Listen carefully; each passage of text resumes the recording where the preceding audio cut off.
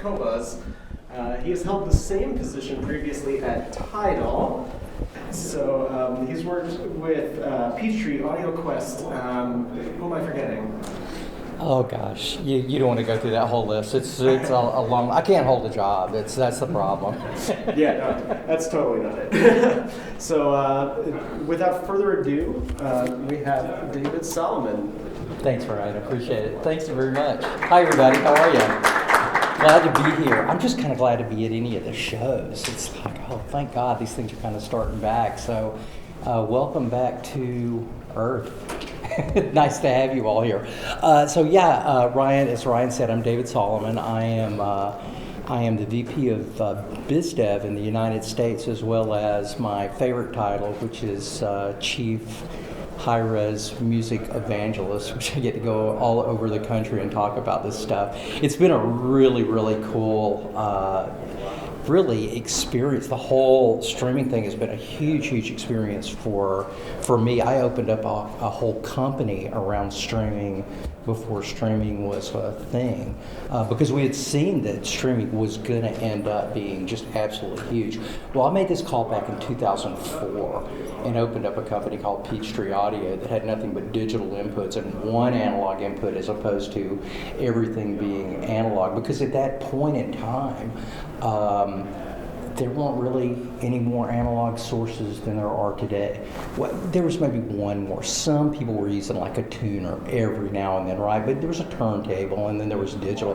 Everything was digital. So we opened up this company, based around everything going digital, and at some point being able to stream. My dream was 1644. If we just streamed 1644, that would change the whole world. And in 2014, I got that opportunity. I was hired by a company called Tidal to bring in this new service. In fact, at the time that they hired me, believe it or not, they were called WIMP. W-I-M-P. So I'd gone to Oslo, and they were going, we've got this new service, and we want to bring it into the United States, and it's going to be full resolution, and we're going to call it WIMP. And I'm going, you guys know what that means in English? It's like, this doesn't really describe what you're doing. It needs to be something much bigger than a WIMP. So they had ended up coming up with Tidal, and I got to launch that in 2014. And then when Qobuz opened, I'm going, oh my gosh, high resolution streaming. Are you kidding me? I didn't even dream about that. But just thinking about what it took just to get even full resolution to be able to stream in a bit perfect format, folks, this is some technology that just totally blows me away. And if you were like, 6 years ago, you would be thinking the same thing. You would most likely be thinking, oh, well, we're only going to be able to stream 320 kilobits per second. We would never be able to stream 1,411 kilobits per second, which is the difference between, say, a top-end MP3 and a standard CD, 1644. That's 1,411 kilobits per second.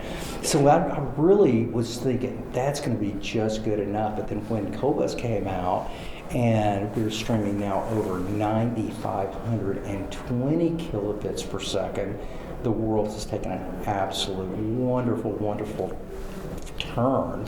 And as music lovers, I just couldn't imagine being more fortunate than we are right now to have all of this music available to us in full bit and in high resolution. When Warren called me and asked me to do this, he said, Dave, why don't you do kind of a 101 on streaming?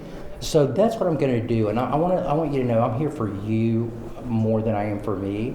And when we start talking about streaming, we don't have to keep it to Qobuz. So don't think if you've got a question about any of the other services, I'm like an open book. I know all about them. I know they're good parts and they're warts as well. We all have good parts and we all have warts in the streaming business. It's a really tough business, but the joy it brings to the people that are actually using it is just second to none. Just so I know who I'm dealing with, how many of you folks have got Qobuz? Okay, cool, about half the room. That's cool. And then if you don't have it, we've got like this 90-day free thing that you could try if you would like at the show today. So The reason I'm saying this is because I am going to go over some points about Qobuz, but I really welcome any questions that you have just as far as general streaming, if you're having a tough time doing it, what resolutions to use, how to use it in the car, how to use it in the home, those kinds of things. So really anything is pretty much okay that you ask me. So we'll just start, and then if you've got a question, I don't want to hold them to the end because you'll forget, or it may not be as relevant as it is at the time we're going through it. So we are Qobuz. We are the music lovers. It's kind of all we do. It's all we've ever done. We're not a conglomerate that's using this as just a way to capture market share or just to put a cherry on our other business, whatever that business is. Qobuz is just music. That's all we do. It's all we will do. And we want to advocate for artists as well when we do this, and we've got a couple of ways to do that has really made a huge difference. You guys have maybe heard Qobuz pays more than any of the other streaming services to artists. Let me be just really frank with you here, and we can talk about how artists are paid if you guys are interested in that a little bit later on.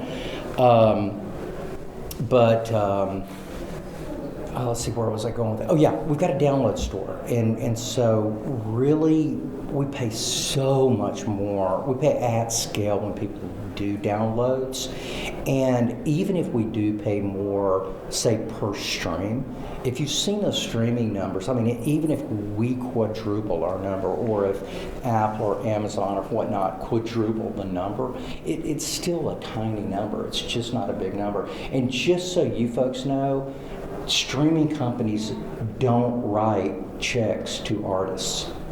Streaming companies write 70% of the income to the record labels and to the distributors. The distributors and the record labels decide how much artists get.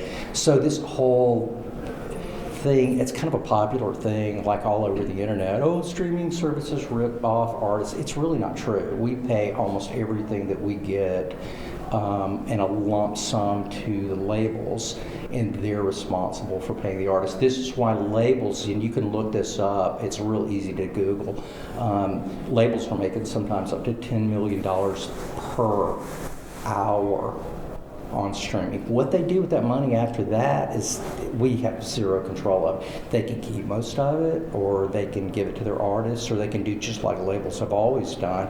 They're the decision makers in all of this. So just so you guys know what that chain of dollars is, that's pretty much what it is. Every single streaming company, if they have $10 to charge you per month, as soon as you write that check, 7 of that goes to the labels and the distributors and rights holders.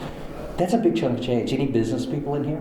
Any business people here try to ever run a business off 30% total profit? It's extremely difficult to do, and it's why none of the streaming services, except Spotify, has barely even hit black since they've been open.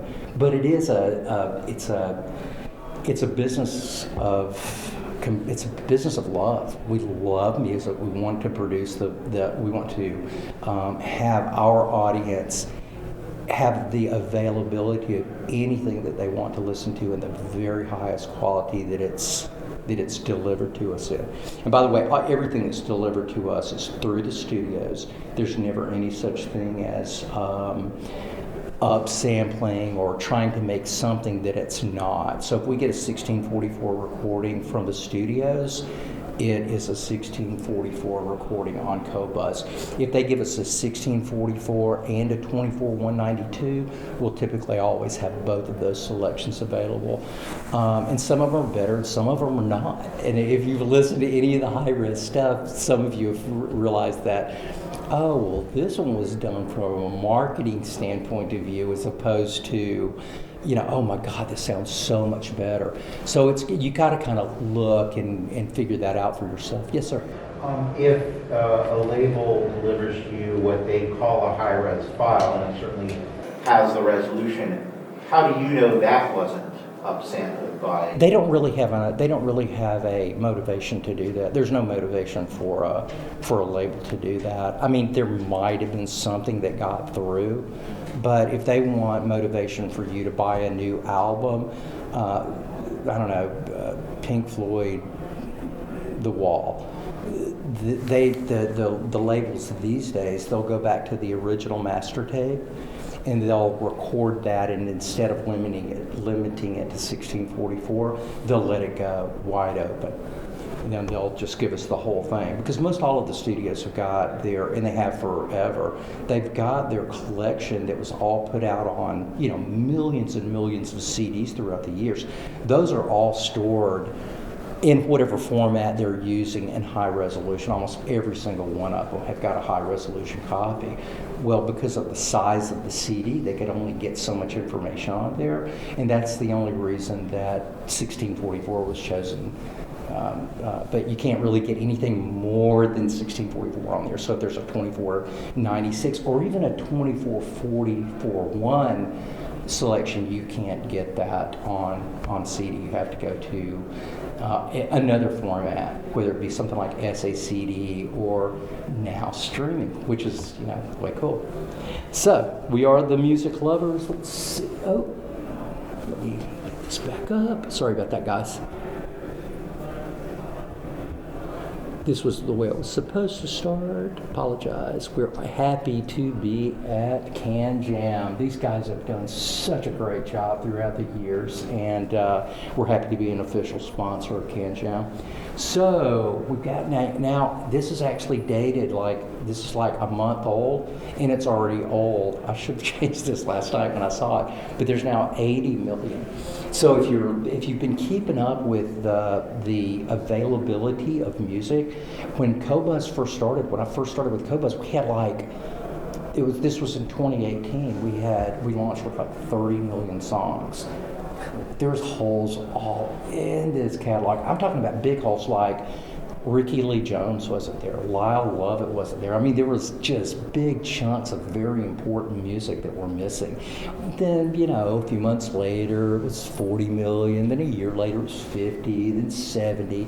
And we just announced a couple of weeks ago, we finally hit 80 million tunes, which is what that means for you is it's real hard to look for something in Qobuz and not find it. And in fact, you'll find a whole lot more stuff on Qobuz from the eclectic jazz and classical side than you do even the bigger sites, and we're quite proud of that. So over 70 million tracks. We go up to 24,192, and you just don't need to hop through any hoops to do that. You get a standard DAC, almost every DAC. I was surprised the last discussion brought you guys to 2496 DACs, because there's just not a lot of people that are using them. If you go out to the tables out here and ask people, what their DACs will do, most of them will do 64, 768. They're huge numbers on these DACs these days. But to play 24,192 on Qobuz, you hook up your DAC. That's it. You hook up your DAC. Almost every DAC will natively resolve up to 24,192. So you just don't have any problems. I really like this because it just makes it easier for our customers. There's no special things you have to do to get 24,192. You don't have to, pay homage to, the DAC ring. You just plug it up and it's pretty much there. Hopefully we'll be going a little bit higher as well. I'm not going to say anything other than that. Some of you probably know what that means. And this year we will be going more because it's a contractual obligation, but we'll most likely start delivering Dolby Atmos at some point this year. Not that I really even care as a strict music lover. I'm a 2-channel guy, but the demand is starting to be there because Dolby is actually doing a fantastic job with their marketing. So I think you're going to start seeing more Dolby, and hopefully it'll end up getting better. For right now, it's kind of a sort of a gimmicky thing, and you get to hear swirls and stuff behind you. But at some point, perhaps it'll be a real thing. I know that there are some that are better than others. Let's see the files that we've provide, as you were talking about a little while ago, they're unaltered, period. We don't do anything with them. If you send it to us in 1644, that's exactly what we put it up, because we can't afford. Well, first off, it's just not our company. It's not that kind of a company. But if you ever got caught doing something like that, your credibility would just be totally shot. Who would risk the credibility of a company as great as Qobuz with trying to fool someone? It's just not worth it. If it's 1644, you get great recordings on 1644. It doesn't have to be high res, but there's no reason for us to say, hey, this is more than what it is. So we're also getting to use this really cool logo. You guys have all seen it, the high res audio logo, which may just look like something that's marketing to you, but it's not. This is issued by the Japanese Audiophile Society. It's hard to get these guys to agree to give a streaming service a high-res logo, but they know Qobuz. We've shown them what we can do, and we've been okay to do that. I think since around 2016, which was a couple of years before I came, and a couple of years before I came, it was basically just available in France. So we get to use this logo worldwide. It's something that's going to be happening. I'm not even going to tell you that. But we're going into a ton of new markets. So even as tiny as we are, because if you look at Qobuz, which is independently owned, we're not public, and then you compare that to, let's see, the other people that are doing high resolution, Apple. They got a couple more bucks than we do, or Amazon. They got a couple more bucks than we do. Even Tidal, who is part owned by Samsung, they've got a couple of more bucks than we do. And of course, Jack Dorsey just bought into Tidal, who was the owner of Square and Twitter. I think it's Twitter. Yeah, right. So this guy, so all of these companies that we're up against, it's like, talk about David and Goliath. We are absolutely the David of this crew. So you'll never expect us to have the most features or the features first. We'll usually come last.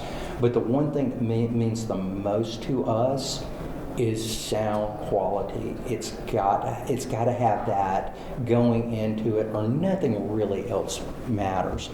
The second part that does matter, because like I say, I'm a huge artist advocate, and when I came to work for Qobuz, they were talking about a download store, and through the years, downloads have kind of really gone down because people don't need to download anymore to have their favorite stuff. I know before I went to work for Qobuz, I was buying high resolution albums in digital format for the last, maybe 3 or 4 years in kind of a heavy way, right? And so if that's available now on Qobuz, why do I need to buy it? Well, I really don't if I want to just listen to it.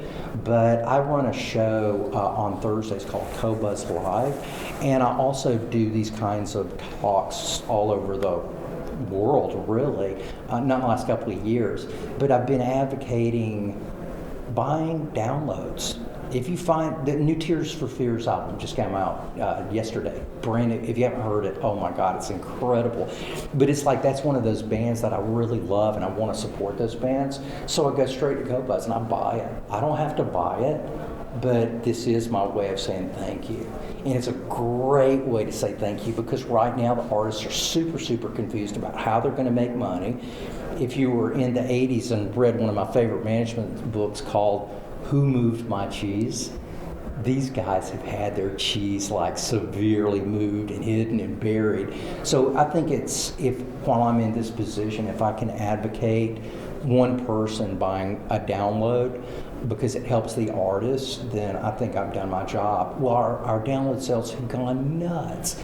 And it's not because people need to buy the downloads, but once you tell people about artists getting paid on scale and that this is really a thing that we support, then people have just started buying downloads. And I'm convinced that it's because of people that love their new artists or their old artists, and they end up buying it. They certainly appreciate it. And I love being able to give these guys a lot more money than the whatever 3 cents that they make per stream.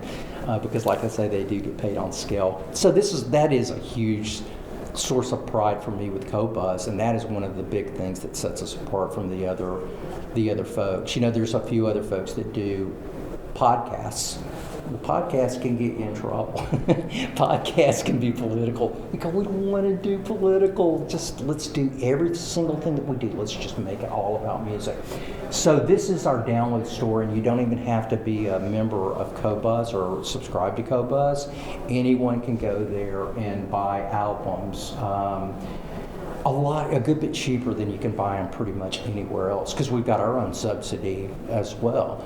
So we want you to be able to buy these things. We want to be able to pay at scale, but we don't want to say, hey, look, these downloads are going to be running you $60. Right before I went to Qobuz, I bought an album from a guy named Illinois Jacket, and he's got an album called I think it's called The Swing of Things, recorded in 1956. It was put out in 1957, and it sounds unbelievable in 24/192. So I bought this album maybe a year and a half, 2 years before I went to work for Qobuz for $60.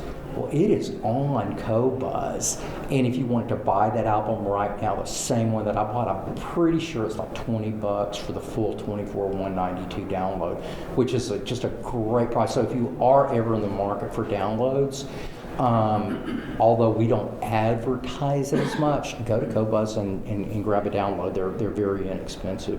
Just to add, the service you offer where if you're a subscriber, you can pay a little bit more and have reduced prices on downloads. Yeah, I was going to tell you about that. Way back, that's because I still like the concept of just owning music and supporting artists, and that's really helpful. Yeah, if you're like this gentleman, which is kind of like me, I want to keep my hard disk completely full, because you know what, you just never know. These days, you just never know. You'll be hit by a meteor or something. Yeah, like I say, I like to keep a full terabyte or so of just music, just in case something ends up happening. But yeah, with these albums, if you're a Sublime member, which costs you about $3 more per month, the albums that you buy are often half as much. So if you are a real downloader, if you just hop on the Sublime plan, and you're downloading like 2 albums a month, you've already paid for your downloads and the savings that you would have gotten from. That's a really good point. Thanks for bringing that up. That's called Sublime, by the way. What is the base price? The base price is like, well, I was going to go over it a little bit, but that's fine. It's like as low as $10.83 a month. But then for like $15, you can get a duo package, which is you and your mate, which a whole lot of people do that, right? We had started with a family package, and so many people call us up going, hey, look, we're empty nesters, or we don't have kids, or who would have kids in this day? So at any rate, we're selling a whole bunch of the duos, which run about $5 more as well. And then if you do happen to have like a Salt Lake City family of 5, you can, for like $17, you can get for everyone. The only thing about that, it's not a whole pack, it's just a rule. You all have to be under the same roof, and there's not really much way of fooling this thing, because it's pretty easy to find where people are located when they're hopping onto this stuff. So yeah, we got just tons and tons of downloads. This one is a terrific download if you're into high-res. Neil Young stuff has actually unlike so much of the 70s and 80s rock stuff, Neil always had fantastic sound engineers, and most every album that Neil Young has ever put out sounds incredible. This is what I was talking about. If you were just to buy this album now, if you were buying it when I was buying them, that would have been $60 all day long, but on Qobuz it's $20. However, if you're a Sublime member, as this gentleman was talking about, this is only like $11 for a full high-res collection. We've also got just tons and tons of editorial. It's what we do. It's one of the things that, again, sets us apart as the music lovers, because we have people that's all they do. They write about music. They write about albums. They write about stories. They do Qobuzamines. They do profiles. And it's really, really cool process to see these guys from our team, which is in the U.S. and then in France, curate all this stuff from hand. Yes, sir. Yeah, I think I saw on the other page you had an album that was available in different resolutions. Yeah, on all of them you can download it in whatever So resolution. are those each unique masterings, or No. is it like down sampled from the Not downsampled. It's exactly what the studio gives us. So if they give us a 1644 copy and then a 24-bit copy, it's the same recording. It's just they offer it to us in different resolutions, just like they used to offer it to you in 1644, when all day long they had this stuff at 24/192 back at the shed. So it's what they give us. You wouldn't really call it a downsample because they take it natively from the tape or the digital format that they're using. So it's not really a downsample at all. And do the labels provide you with any mastering information? I mean, the one thing I Sometimes. like about CDs is there's usually a mastering Sometimes. credit. Sometimes. Yeah, if they give it to us, we print it. But if you think about all of the different indie labels and even majors at that point, and all the millions of albums that are literally out there right now, where do you think metadata comes from? It had to be there to begin with, right? So back in the 60s, 50s, 60s, and a lot of times in 70s and 80s, you would have a tape that came to you that said Bono. And it's like, that's it. So the credits go to Bono. Well, who's playing the drums? Bono. Who's playing everything? Bono.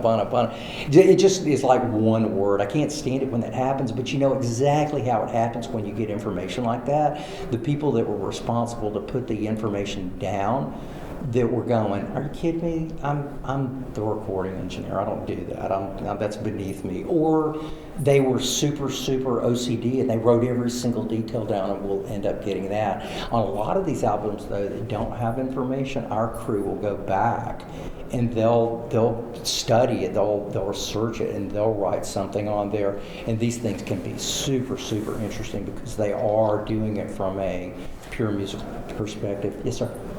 We should probably take him. Go ahead. He hasn't asked anything. In this page, I see you have a red arrow pointing to high res 192, then you have a lower red pointing to 1099 price. It's the same resolution. The 1999 price is if you're just the standard studio. So if you're paying like $11 a month, that's what you would pay for that download. Or if you're just a human being that hops on Qobuz, So that's what you would Sublime pay. allows me to get the 192 at the 1099? Yeah. That's what I did. Yeah, and like I say, if you're a downloader, go to Sublime, because within 2 albums, you've done a couple of things. You've really paid the artists well, which, thank you. And number 2, you've hit our next tier so that you get to go to a lot lower price. And they're not always like that, but they're always less. David, is it still structured though for Sublime where it's an annual payment for that? You can. But I thought that was the old way. Oh, you know something? I think you're right. I'll have to look at I can do that as soon as I get worries. from around here. But I think you're right. I'd forgotten about that. But we encourage everybody to do annual anyway, just because you do save a good bit of money. And plus, who wants to write a check every month? Forget it. Just budget this stuff. It's not like it's $1,000, right? It's $129. So just, write out a check and be done with it, so you don't even have to worry about it.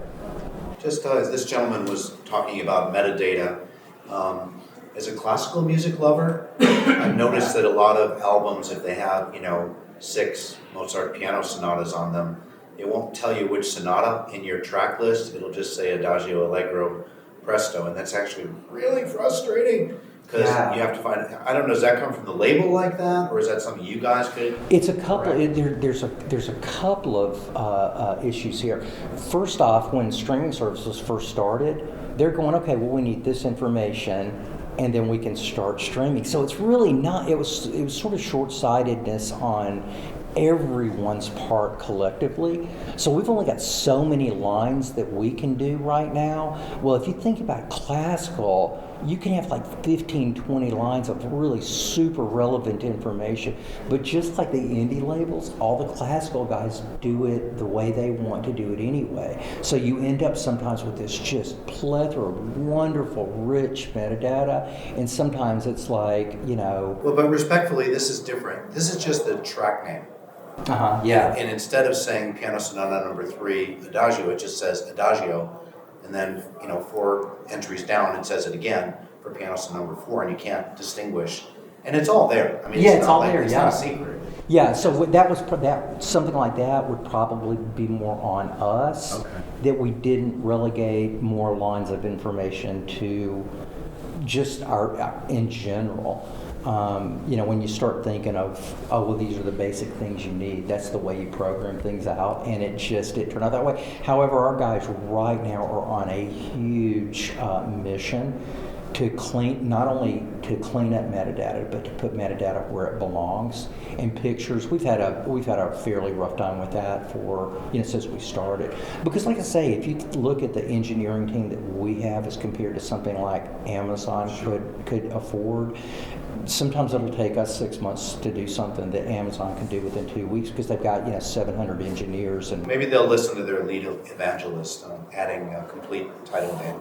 Well, they don't have to listen to me. It's already uncovered. They know what's going on, and they are absolutely working on it to make. The thing is with Qobuz, you're just going to wake up one day and go, oh wow, well that looks better. Oh, well they change. Oh, well, it's fine here.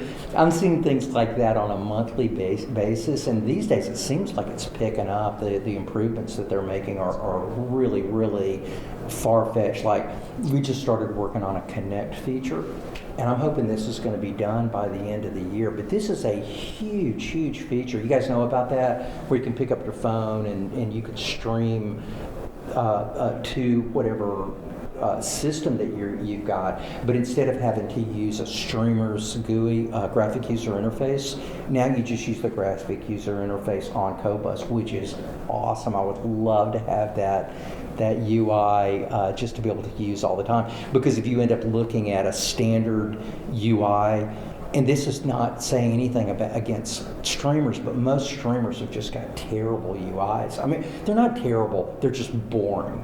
Right? It's nothing like Arun or even if you look at any one of the streamers' front pages, it's not like that either. But it should be more like that. That's what our Connect feature is going to bring. And that's going to be a lot of fun. So we've also got, and I love this too, because it's from the heart. We support this industry. We think supporting the hi-fi industry is absolutely huge.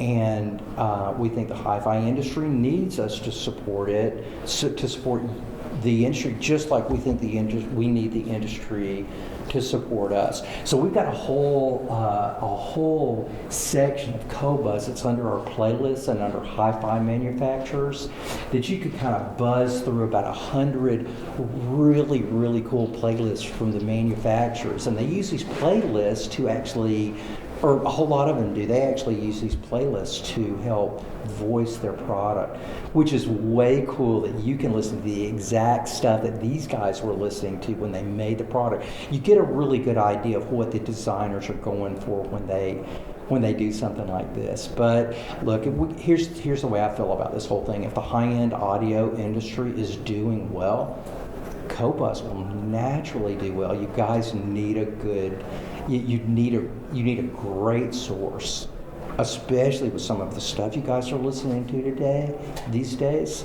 and we provide that, and we love supporting the industry. We're also one of 2 companies that do Rune. There's only 2, us and Tidal. Yeah. Of the 70 million tracks that are available... 70. 70, yeah. 70 million tracks available on Qobuz. And actually 80, sorry. Well, like what percentage of those are available in high res? And what do you see? That's such a great question. What are the biggest gaps you see in terms of artists whose catalogs are still only available in Redbook? And do you communicate with the label and say, hey guys, we consider doing new high res transfers for this artist? Do you do any of that? No, because we just get so much of the stuff naturally anyway. Every Friday, I don't know if you guys noticed, but every Friday we get all the new releases. And there's just hundreds of those typically, right? So we never have this like desire. We didn't ask for the Pink Floyd collection in high res. We didn't ask for it. It sounded great just like it was. And so when we got it, it was like, oh man, now we got Pink Floyd. We've always wanted it, right?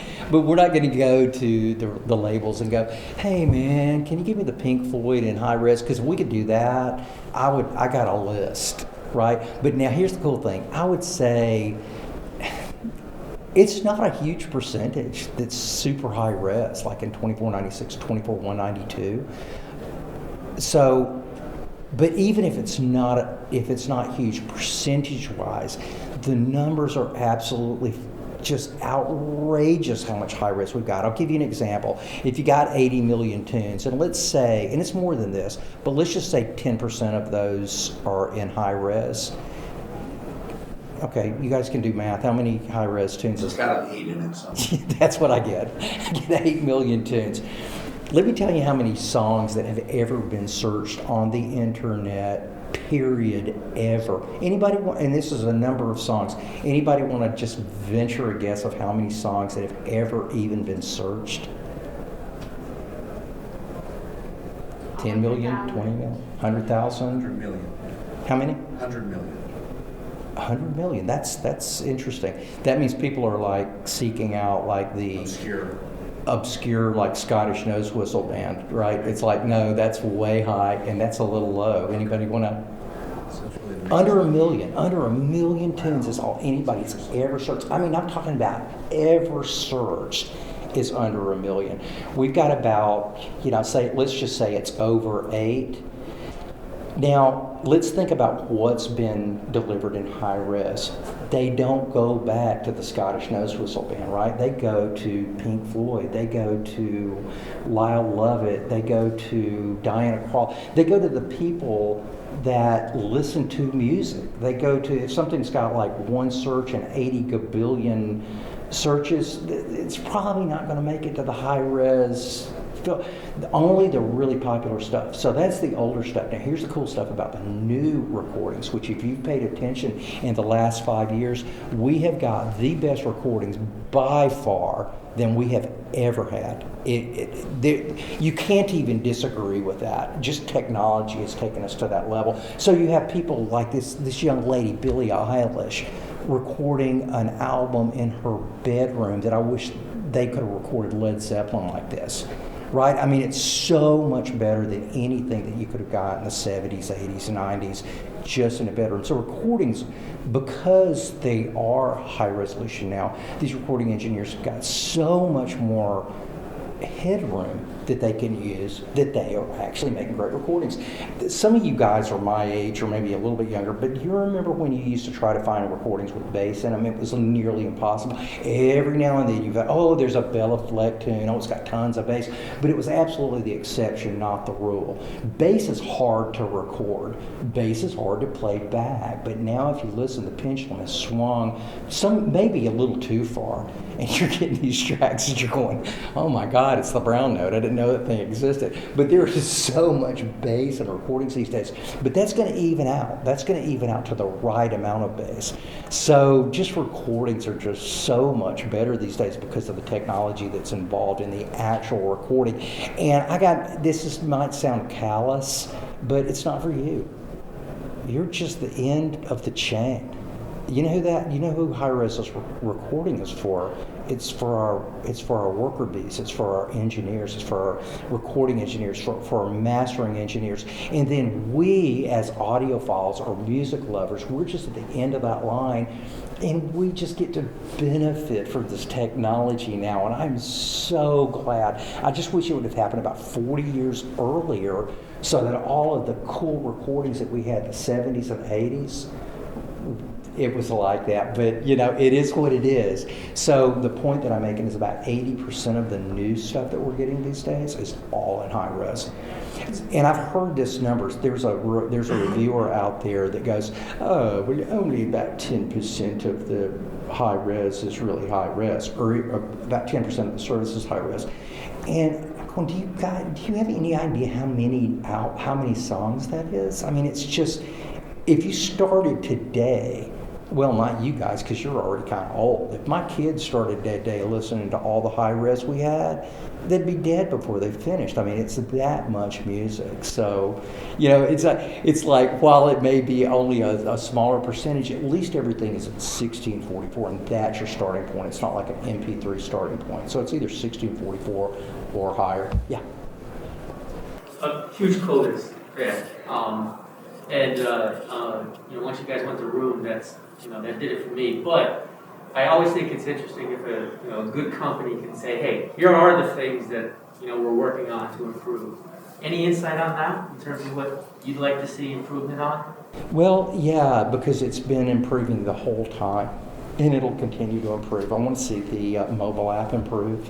I want to see Android improve. I'm not an Android person, but apparently the experience with Android with Qobuz isn't quite as good as it is with. It's improved a lot. Well, I was just about to say, we just like within, and then that's been like within 3 months, right? Yeah. So our Android engineer writes us all on Slack, and he's going, I finally finished. I mean, this is a guy that works at this like 8 hours a day, every day for years, and finally he wrote us not long ago and said it's up to speed. But you should have seen our even our iOS app when we started. So things that seem just normal right now to you have had a ton of work going to it. And then, as I was saying a little while ago, we're the smallest one out of everybody. So you're going to find us behind when it comes to like the latest, greatest new feature. It ain't going to be us. It's just not, right? So now we're working catch up with a couple of Spotify and Tidal, who have launched their Connect. That's going to be probably the next big thing. And then I would maybe, just between us girls, I'd like to maybe see us get a few more different formats. I think that would be really cool. But I have no problem with the way that Qobuz works. It's a high-end source. You have to treat it as a high-end source, or it doesn't work very well. Can I make a request? The one thing and here for the issue for me is I don't know if it's a Roon issue or a Qobuz issue, but I'd love to see a little bit more seamless integration in terms of like playlist building between the two. Like if you do it in one, it doesn't seem to really connect with the other. Well, it does from Qobuz to Roon, but it doesn't from Roon to Qobuz. So that's a Roon issue? That's a Roon issue. Okay. And we're asking for that as well. I'd like it to be shared a little more. And there's a few things about Roon, but I got to tell you, if you haven't used Roon, there's just not another musical experience like it.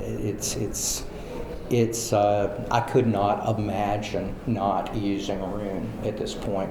Their UI is so far ahead of everyone, no one can even see their desk. And if you are one that uses Roon, you'll notice that you're saying about every 3 days, gosh, another update. And you're going, oh God, another update. But you would not believe the technology that these guys work every day to give you that update. And it changes the program and makes it better every single time they do. What does it do that Qobuz doesn't do natively? So much. Yeah, I was gonna say that. I mean, I can't even go into that. I think I'm kind of, you tell me how much more time I've got, if any at all.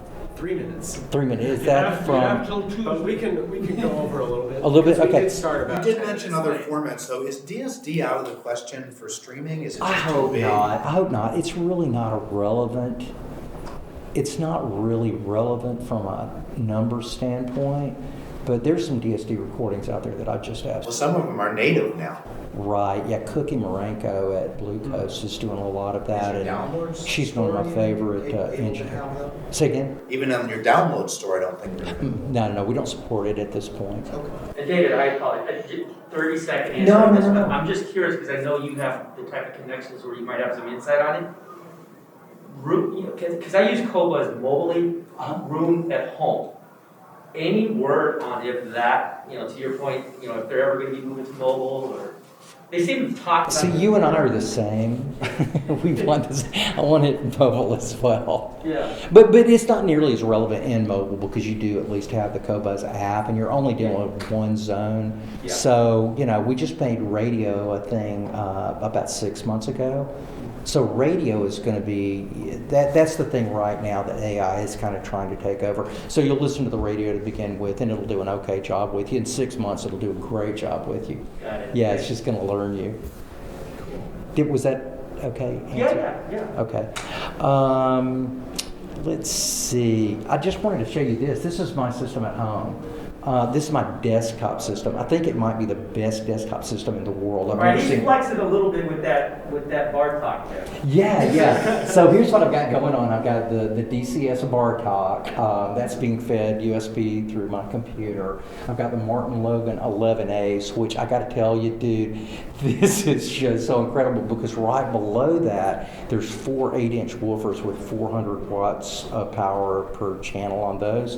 And then my panels, I just got one of these new gallium nitride amplifiers. I don't know if you've heard of them, but this is a total game changer. It's a digital amplifier, or it's not digital, it's Class D amplifier that uses almost zero global feedback, which has never been done before. And when you hear this thing, you go, oh my God, amplifier technology has changed. So that's my little setup.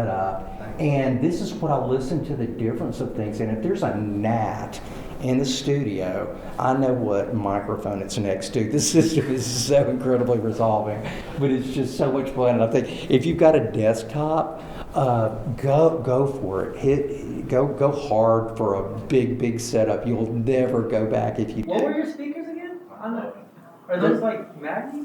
They're more like they're electrostatic Yeah. speakers, but they're only like a meter from my face, though, right? So it's like. Like a near field kind of set? It's like you got a set of headphones that punch you in the chest. It's like the ultimate set of headphones. It's You a lot of fun. recommend that book?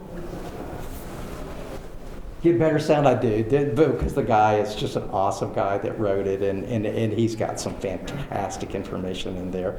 I don't think I've got time to go into all this, so I'll just kind of pass this. And any last minute questions, because I do want to not miss anything that is of interest. Just a or- thank you.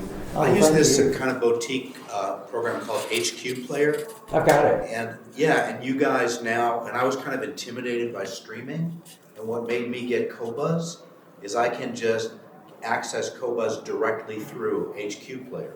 You guys did that like a few months ago, and it's huge. It's like changed my life. Wow, I didn't even. I'm a little embarrassed that I didn't know that. We were working with Vox at the same time, and now you can do it, I guess, on HQ and Vox. It's the same I mean, kind that's of. the best music player I've ever had in 60 years of being an audiophile. It's really good, isn't it? It's terrific. There's some really good ones out right now. Those are a couple. When you go one higher, you would go to Audiorvana. Yeah. Fantastic I use program. Yeah, I like Audiorvana Can a I lot. bring Qobuz into it? Yeah, it's already in there. I can bring it in? Mm-hmm. So, And then of course Rune, and that's that's my favorite. but Rune would replace Audiorvana, correct? Well, you wouldn't use both of them. They're both OS. They're both operating systems, so you would use one or the So other. different headphones. If you've got Mix it up. multiple zones, just run Rune. It just works better. If it's a single zone that you're just trying to get your remote control to your computer, Audiorvana sounds fantastic. Well, I'd like to thank you all for Thanks a being lot. here. It was great. It's been thanks for Canjam. Thanks everyone for attending our final seminar today. We always root for Tomorrow. David, not Goliath, so it's good. And, Thank you so much.